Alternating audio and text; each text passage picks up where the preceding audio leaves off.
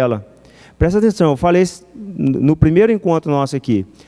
A autoridade é constituída por Deus. Qual autoridade? Não está falando de pessoas, não. Está falando dos postos. A pessoa que está ali exercendo a autoridade vai prestar conta diante de Deus. Há a vontade permissiva de Deus. Nós falamos até do caso do Hitler. Deus que quer alguém para matar o outro? Precisa conhecer da Bíblia.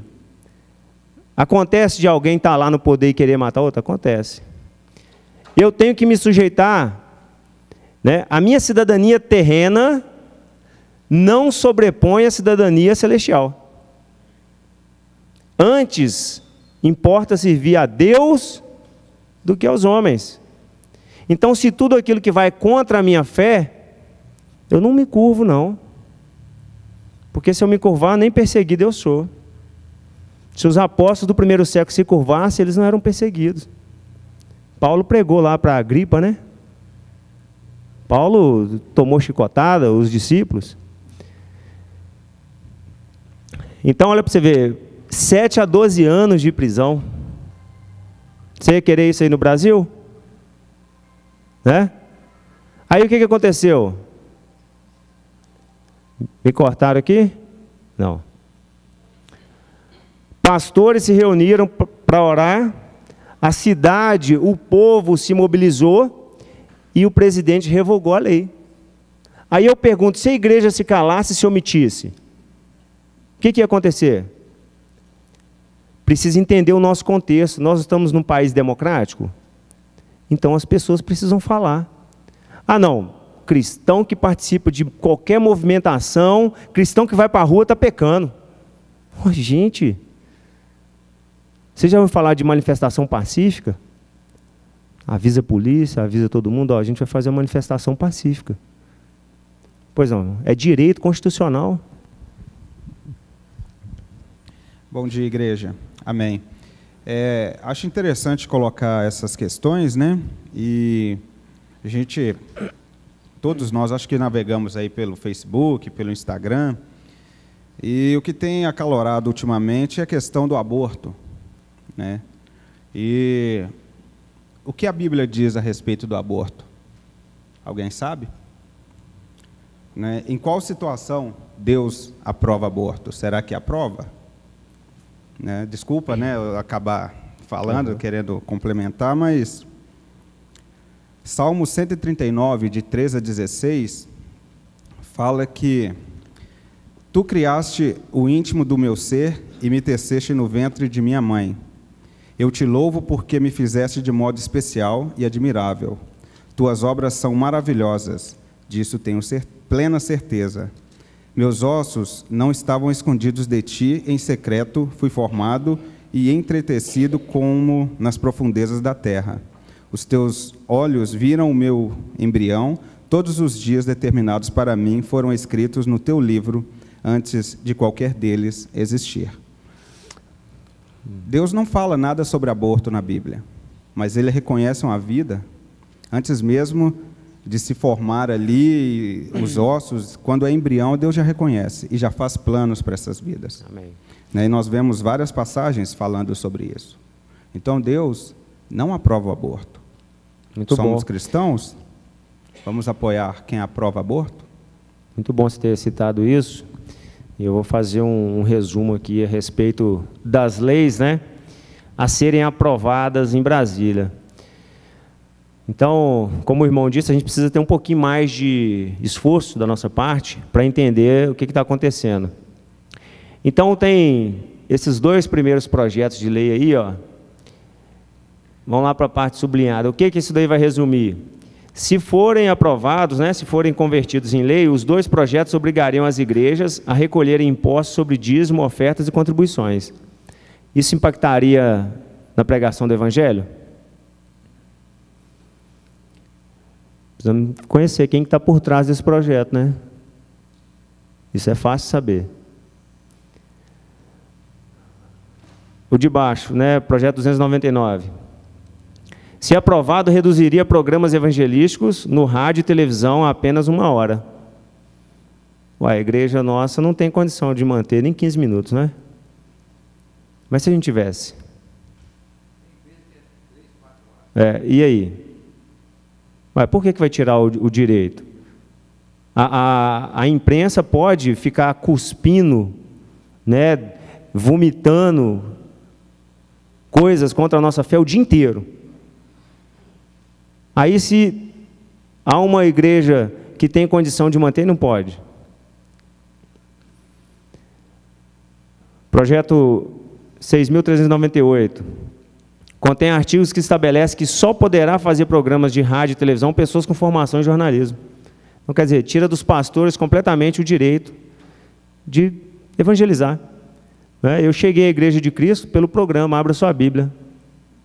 Então, isso tudo está aí para poder ser votado, né? Projeto 1154. Se aprovado, será considerado crime pregar sobre idolatria, feitiçaria e rituais satânicos. Eu não posso falar que isso daí é errado. Isso tudo afronta diretamente a Constituição, porque a gente precisa ter liberdade. Aqui no Brasil, a lei garante a liberdade de crença. Nós somos livres para isso. E aí vem querer tolir a pregação. Não, isso aí eu não posso falar agora não. Quer dizer, vai colocar uma mordaça na igreja, né? Projeto 952. Se convertido em lei pelo número de reclamações, pastores serão considerados criminosos por pregarem sobre dízimos e ofertas. Então, se a gente falar de oferta, né? Tem uma distorção? Tem sim. Mas a gente não pode nivelar por baixo, não é? Porque você tem que entender que quando uma lei é sancionada, isso tem implicações que vão até além daquilo que a gente consegue imaginar imediatamente. Isso provoca alterações sérias. Projeto 4.270. Se convertido em lei, as igrejas evangélicas ficariam proibidas de pregar sobre práticas condenadas pela Bíblia Sagrada, como espiritismo, né, feitiçaria, idolatria e outras. E o último aqui, significa que todo pastor ou líder religioso lançado a candidaturas para qualquer cargo político não poderia de forma alguma exercer trabalhos na igreja. Então, sutilmente, né, o que eles querem? Querem tirar o poder, presta atenção, o poder político que há no meio cristão evangélico. Querem desarticular porque o poder evangélico no Brasil hoje é grande? Quantos votos somos? Isso impacta? Impacta muito. É considerável. Olha só, contra a família em nome da liberdade religiosa. Então, o STF, né, superior ao Supremo, né, Tribunal Federal, debate sobre a legalização do aborto, tá certo? Até a 12ª semana de gravidez. É interessante que a lei, ela já permite o aborto, vocês sabiam disso? A lei já permite, né? Casos de estupro, casos de anencéfalo.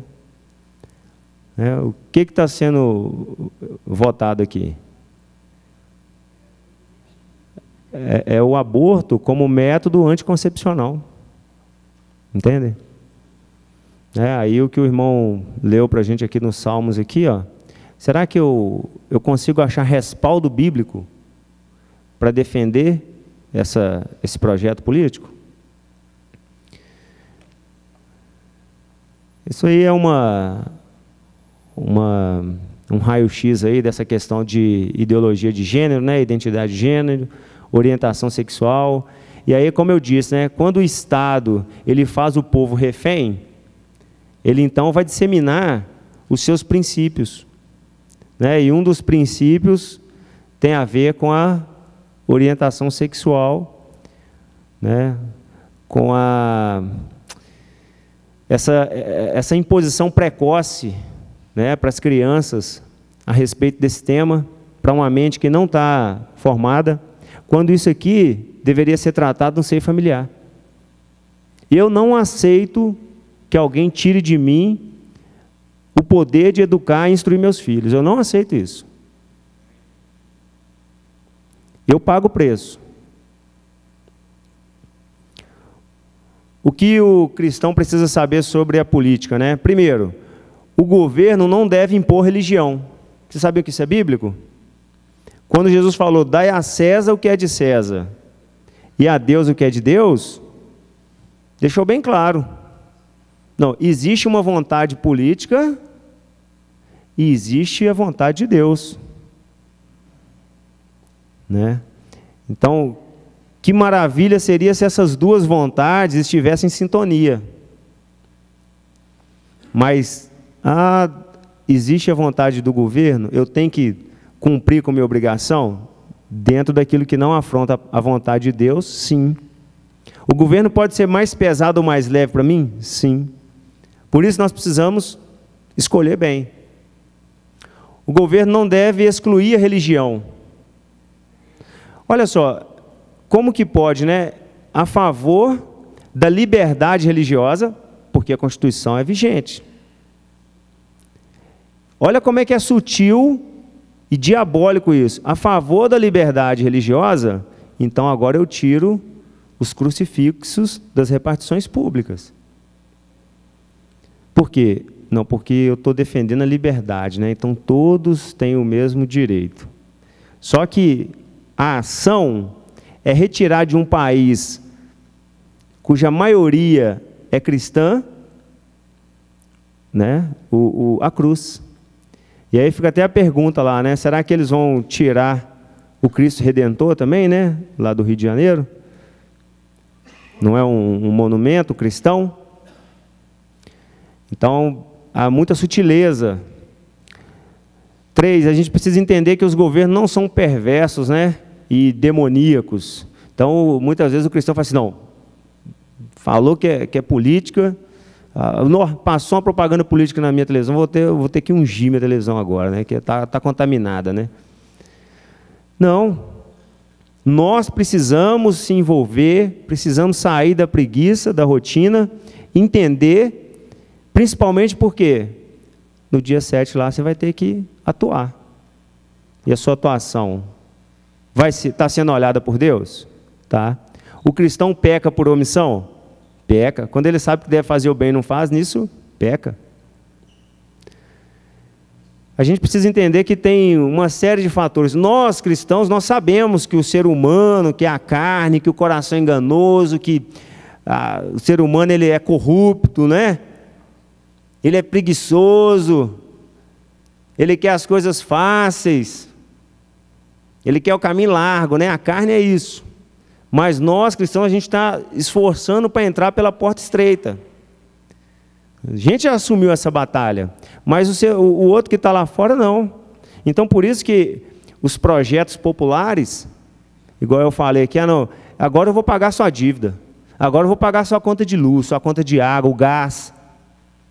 Aí isso tem uma aceitação, né? Porque o povo quer o que é de graça. Só que não é de graça, gente. Como diz o outro, existe almoço grátis? Alguém te chama para te pagar um almoço? Né, Otávio? É de graça? Não existe almoço de graça, não, né? Só no meio do corpo de Cristo. Lá fora tem interesses. Alguém está pagando. Venezuela. Não, agora o governo é que toma conta, o governo que manda. Você é um produtor, eu vou definir o preço que você vai vender. Aí eu te quebro. Aí depois começa a faltar tudo. Aí o povo está vindo para o Brasil. Mas começou como? Começou o povo tranquilo, né, sentadinho. O governo vai dar isso para a gente, então eu quero. Vai dar isso para mim, então eu quero. Gente, nós precisamos defender o Estado mínimo. Sabe o que é isso? O Estado cuidando daquilo que ele realmente precisa cuidar. Que alguém tem que pôr regra na casa, não é? Relações entre empresas, relações entre infraestrutura, definir estratégias para o crescimento. Agora, à medida que o Estado vai te dando tudo de mão beijada, você pode ter certeza, ele está fazendo de você um refém. E daqui a pouco vai chegar a conta, né? Já está chegando, né? Quem tem ouvidos, ouça, né? É ingenuidade pensar que porque o Estado é laico, né? Quer dizer, o Estado, ele oficialmente é imparcial em relação às questões religiosas. Aí, assume um camarada lá, que é contra o cristão. Ah, não, mas o Estado é laico, esse cara não vai fazer nada contra a gente, não. Acorda. Acorda que vai fazer. Acorda que já está fazendo. Microfone aqui para o Wagner, irmão.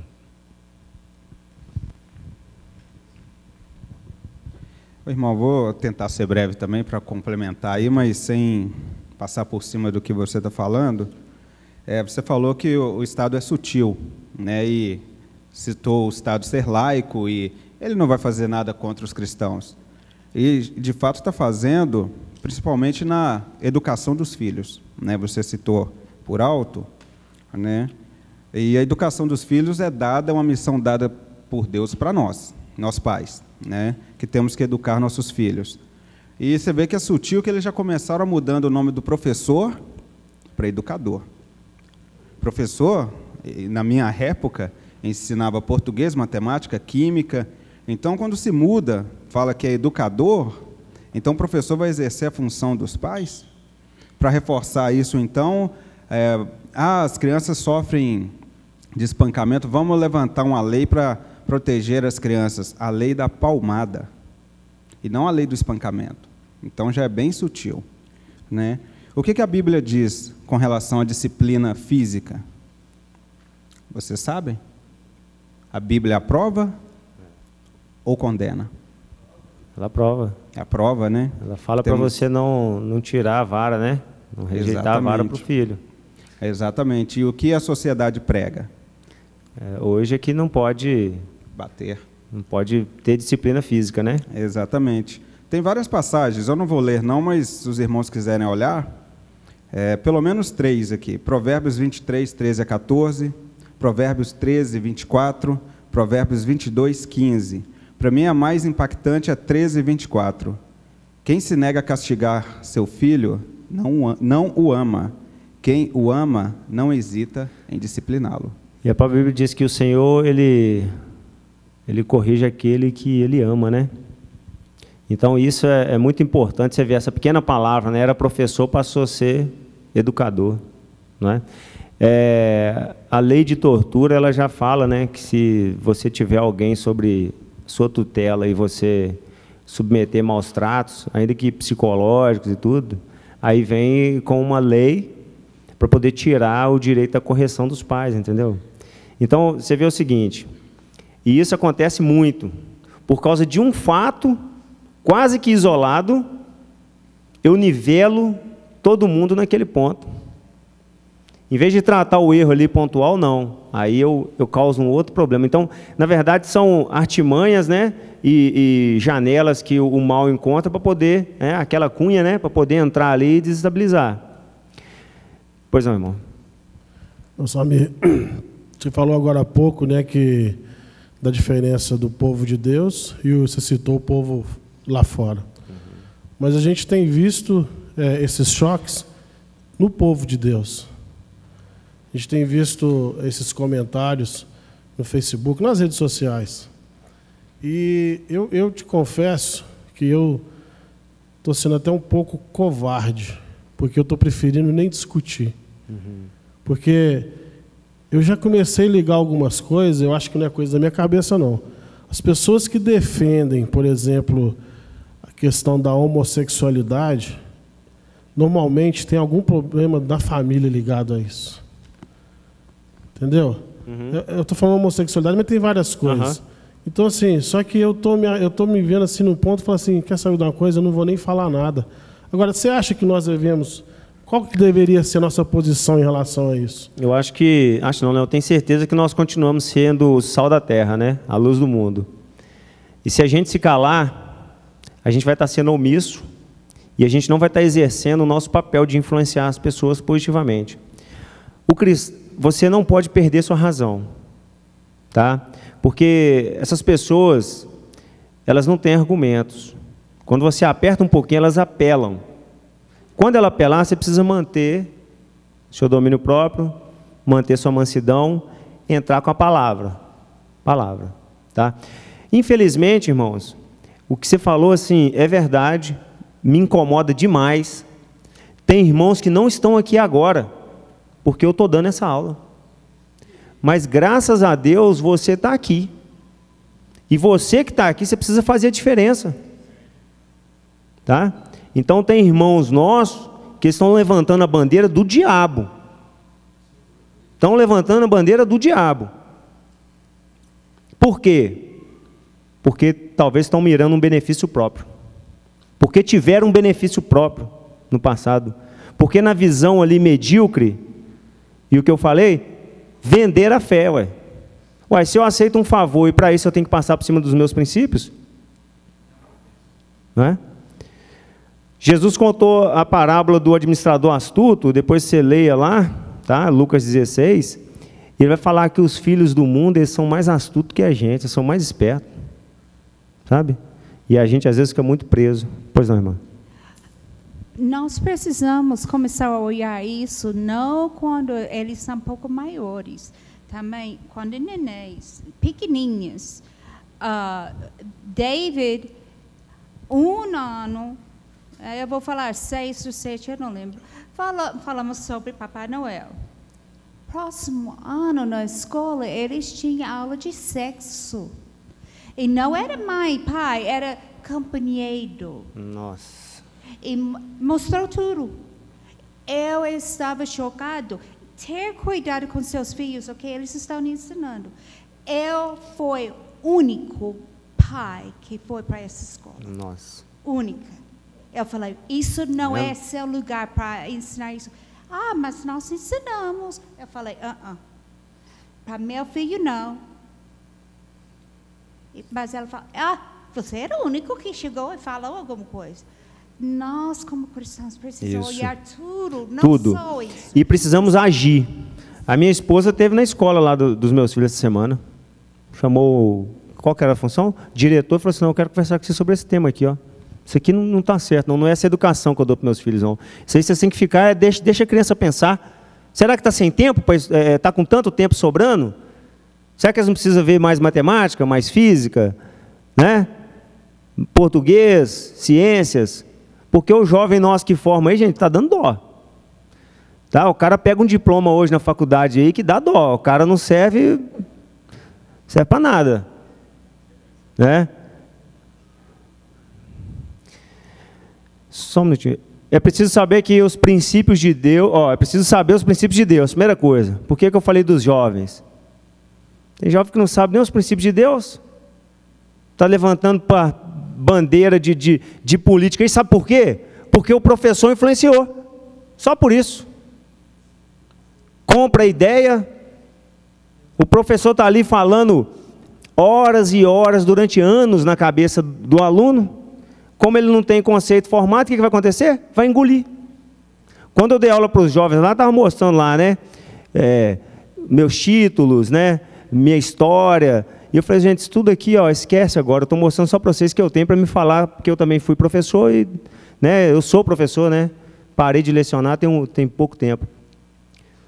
Então agora vocês vão me ouvir aqui como se eu fosse um professor. Sabe porque às vezes dá mais crédito por de fora, porque apresenta um título lá. O título eu também tenho.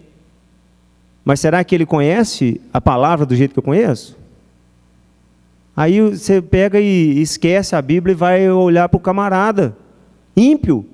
Não tem temor de Deus, não tem conhecimento da palavra? Não aceito. Não aceito. Então é muito melhor você ouvir um irmão que tem conhecimento bíblico do que o cara lá fora lá que tem N doutorado, mas que não tem temor de Deus. Ele vai me levar para onde? Vai me levar para o inferno. A Bíblia fala, quando os justos governam, o povo se alegra. E quando os ímpios governam, o povo geme. Então, irmão, nós precisamos sim falar. Nós precisamos sair, porque às vezes a gente é muito tímido. E nós temos a solução. A maior revolução que o mundo pode experimentar é conhecer o Evangelho. Porque a gente vai ter trabalhador confiável. A gente vai ter trabalhador que não é preguiçoso, que não vai querer dar o chapéu no patrão. A gente vai ter eleitores que vão saber eleger. Pessoas compromissadas com a família e com os nossos valores, os valores bíblicos, a gente vai ter uma sociedade transformada, uma sociedade com índice de violência baixíssimo, uma sociedade onde o povo não vai ser como o povo brasileiro. Sabe como é que é o povo brasileiro? É um povo idólatra, um povo entregue às suas paixões, um povo entregue aos vícios. E é o povo que quer tudo de mão beijada, e você já ouviu falar no jeitinho brasileiro? Isso é conhecido mundialmente. O jeitinho brasileiro.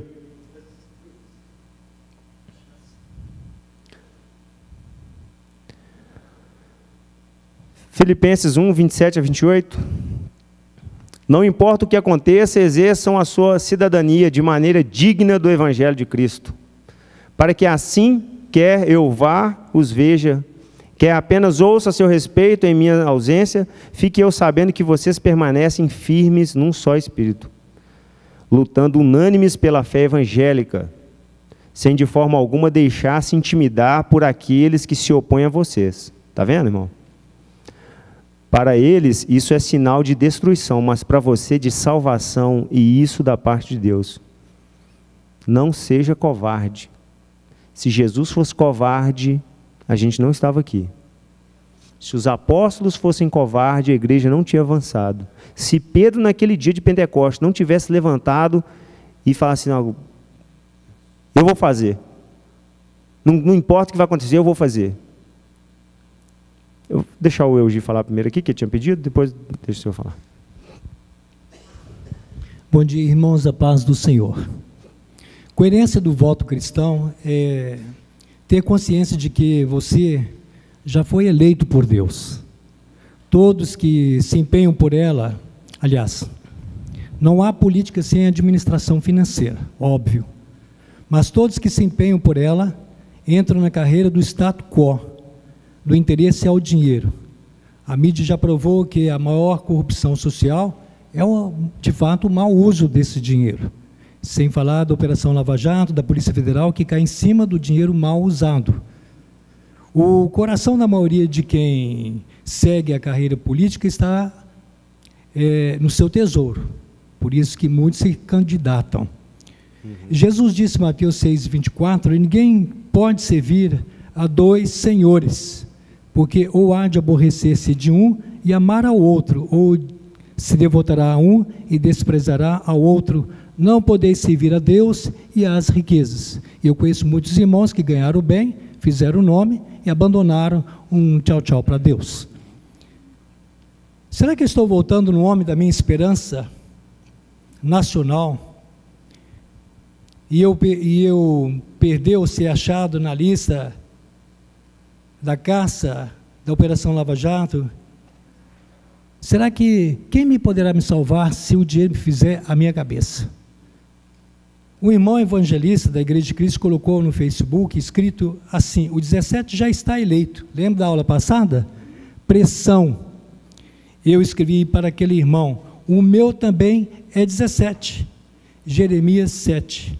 Bendito o homem que confia no Senhor e cuja esperança é o Senhor. Terminando, você está falando sobre coerência do voto. Salomão já deu o recado para quem não usa sabedoria e discernimento para votar. Ore e aperte a tecla, confirme, e Deus vai lhe mostrar, após as eleições, o resultado do seu voto. O governo é de nosso Senhor Jesus Cristo. E termino sobre a coerência do voto, Eclesiastes capítulo 5, versículo 4 a 6. Capítulo 5 de Eclesiastes 4 a 6. Quando a Deus fizeres algum voto, não tardes em cumpri-lo, porque não se agrada de tolos. Cumpre o voto que fazes. Melhor é que não votes do que votes e não cumpres. Não consintas que a tua boca faça culpado, nem digas diante do mensageiro de Deus, que foi na advertência. Por que razão se iraria Deus por causa da tua palavra, a ponto de destruir as obras das tuas mãos? Tenha discernimento e sabedoria ao eleger o candidato que vai dar saúde, trabalho, emprego, proteção e tudo que a nação pede lá para o futuro do Brasil. Irmão, é isso que a gente quer, né? Mas a gente precisa ter estratégia para chegar lá. Ô, Léo, o Castro quer falar. Irmão, pedir só que seja breve para poder a gente conseguir concluir aqui. Ô, Samir, primeiro elogiar, né, a excelência aí da sua explanação, muito propício para o momento. E outra coisa, né, pegando um gancho do que o irmão falou ali, até entendo a situação do irmão quando ele fala assim, olha, eu não quero me envolver nisso, porque muitas das vezes a gente busca o controle nosso próprio, né? Mas às vezes a gente, de fato, nós estamos crescendo espiritualmente falando. Então a gente não tem. Então, em determinado momento, você tem que fazer essa análise mesmo. Será que eu entrar nessa demanda, principalmente em rede social, que eu tenho visto o que tem sido posto na rede aí, das pessoas e principalmente dos jovens aqui da igreja? É bobagem, porque se você vai perder o controle, é melhor que você não o faça. Porque o que a gente tem que fazer primeiro? Conhecer a verdade. Jesus falou, conheça a verdade vos libertará. Agora é apenas conhecer? Porque conhecer apenas, os demônios creem. Os demônios creem. Ou se eles creem, eles acreditam e conhecem. Não é o suficiente. Para a gente poder entrar numa demanda dessa e fazer o que o irmão Samir falou, né, que é de não perder a paciência, ter o domínio próprio e deixar a outra pessoa perder a paciência e perder a razão, nós precisamos ir muito mais além. Nós temos que viver o Evangelho, viver a palavra. O conhecer aí, que quando Jesus fala, é muito mais do que as simples letras, é o viver a palavra. Se nós estamos vivendo a palavra, nós temos condição de influenciar as pessoas através da mansidão. É um momento muito crítico que nós estamos vivendo no nosso país. Que o nosso país não é só o do jeitinho, né, ou de levar vantagem em tudo, não. O nosso país foi acostumado a receber as coisas de graça. E agora, o que está sendo proposto é o diferente. Você precisa ir trabalhar. Você precisa se alimentar, você precisa de se esforçar para receber o seu alimento. Então, nós temos que ter cuidado, porque o que está sendo proposto hoje no cenário político é muito perigoso. A Venezuela, que o irmão citou, era o país mais rico da América do Sul. Hoje está desse jeito aí.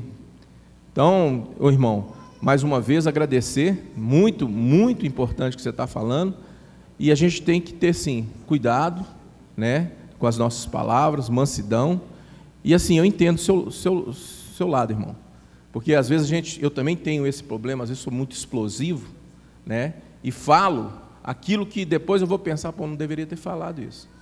Então, eu preciso buscar mais a mansidão de Deus, né, a vontade de Deus para a minha vida, para entrar numa demanda dessa. Então, nesse momento, eu prefiro recolher. Mas eu também não posso ser covarde, a ponto de não falar, né? E primeira coisa, a gente está entrando num negócio tão esquisito, que nem na família a gente está conseguindo, às vezes, né? Ah, vou deixar minha esposa. É um negócio super... O voto é uma coisa, né, pessoal, cada um dá o seu voto. Ah, vou deixar minha esposa votar em quem que ela quiser. Mas você é o líder que Deus colocou naquele embrião que é a família. E você tem responsabilidade sobre isso. Deus vai te cobrar isso. Como é que você vai deixar a sua esposa, por exemplo, votar em quem está pregando um aborto?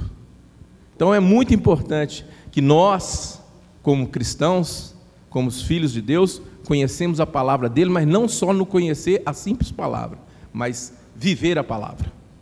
Muito bom, irmão. Quando a gente ouve lá, igual o professor, e aí eu me coloco no julgo desigual, né? Se eu conhecer a palavra, ele não conhece, né? Eu vou receber a orientação dele como? Esse slide aqui, eu tentei acessar o original, mas isso é de um jornal, pelo que eu entendi, um jornal de uma igreja, né, bem grande e influente no nosso país, mas eu não consegui ter acesso ao exemplar porque eu não tenho assinatura do jornal.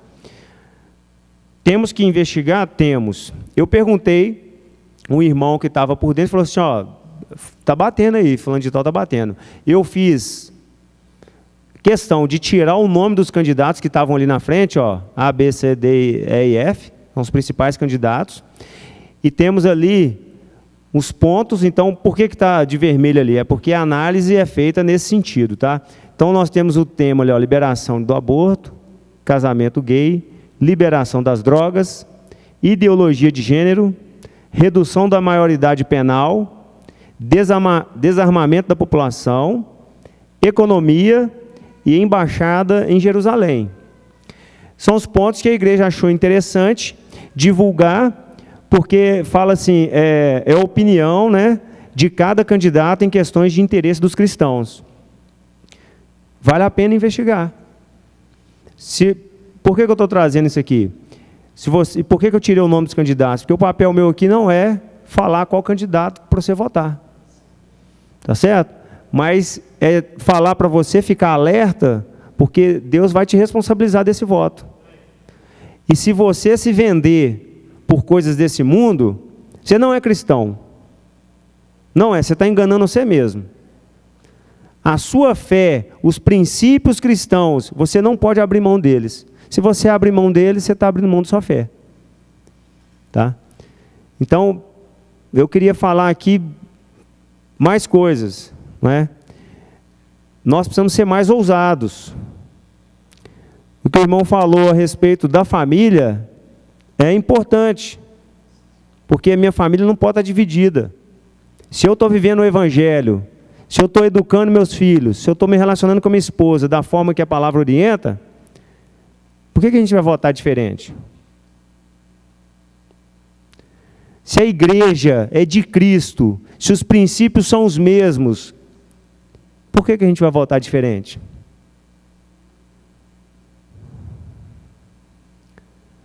Não levanto bandeira de homem. Não levanto. Mas eu só vou votar naquele que não afronta os meus princípios. E eu não vou votar em branco nem nulo. Porque, como eu disse, quando eu faço isso, eu abro mão do meu direito, e a palavra dos astutos lá, ó, que Jesus falou, eles estão se organizando. E aí quem vai dançar é a igreja. Irmão, você vai ser rápido, igual aquele político que não tem dinheiro. Meu nome é Enéas. É o seguinte. Não matarás. Não matarás. Quando o esperma sai do homem em direção ao óvulo, ele já é vivo, porque sai uma multidão de espermas e o mais esperto perfura a membrana do óvulo. Então, quando ele sai do homem, ele já está correndo, então ele é vivo. Então ele é vivo. Se ele penetra, ele é vivo, e lá a vida continua. Então, antes do esperma virar um embrião, ele é vivo, né?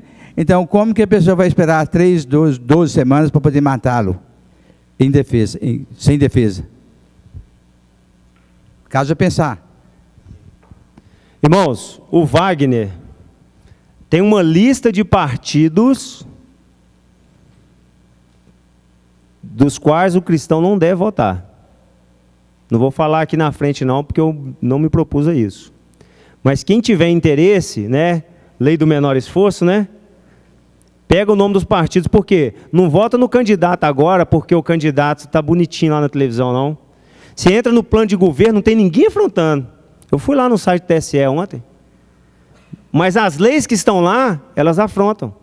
Então o Wagner tem isso, e vai te mostrar por que não votar nesses partidos. Então, se o político é filiado a esse partido, meu irmão, pode ser um pastor de igreja.